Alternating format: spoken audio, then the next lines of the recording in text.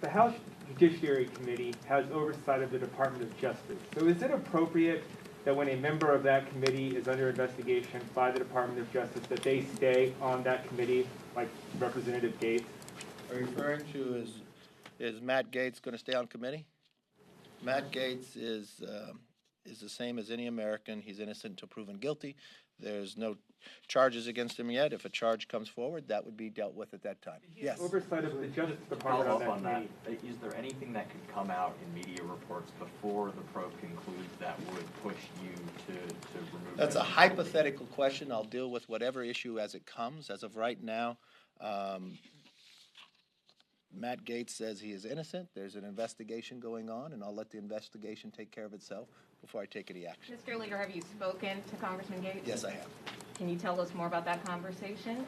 I've spoken to Mr. Gaetz about the accusations. He's told me he's innocent of the accusations. I explained to Mr. Gaetz the rules inside our conference. If there was something to come forward, we'd take action. You speak with him?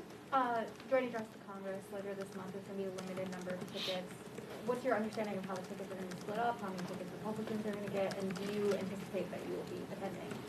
I do not know anything about the tickets. I don't know how many they will allow in there. Yes, I plan on attending. Yes, ma'am. Thank you, Mr. Leader. You've gone down to visit with former President Trump a number of times at Mar-a-Lago. Can you tell us a little bit about his mood and perhaps his interest in helping Republicans win back the House and Senate?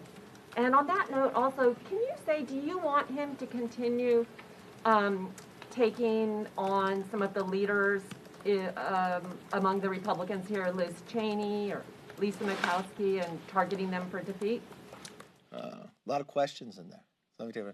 Yes, I have met with the president a couple times. He's always fully engaged. The president engaged in a recent campaign we had to fill the seat of Luke Letlow, and in his engagement actually helped win the primary early. Julia Letlow was elected and sworn in yesterday. Very excited. First Republican woman from Louisiana. Very impressive. In a 12-person field, she won in a primary with 65% of the vote. Mathematically, almost impossible, people would say at times. The party was very united there. As of right now, there is a 3-seat majority for the Dems, or really 2. She can only lose 2 in the 3. That's the smallest it's been in more than 100 years. Pretty successful for Republicans in that basis. I don't know all your other questions that you had there. But I would tell you this, too. Just as I sat down with President Trump, I'd like to sit down with President Biden. I've actually requested meetings on the border crisis. Never had a meeting with the president, never spoken to President Biden since he's been in or elected. I spoke to him many times when he's vice president. I know he speaks of bipartisanship.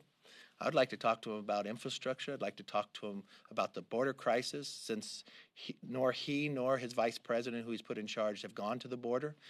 Been there. I'd love to discuss what we saw, what we heard from the border agents themselves, tell them some solutions, some ideas to get things done. But unfortunately, President Biden, I don't think, believes in bipartisanship.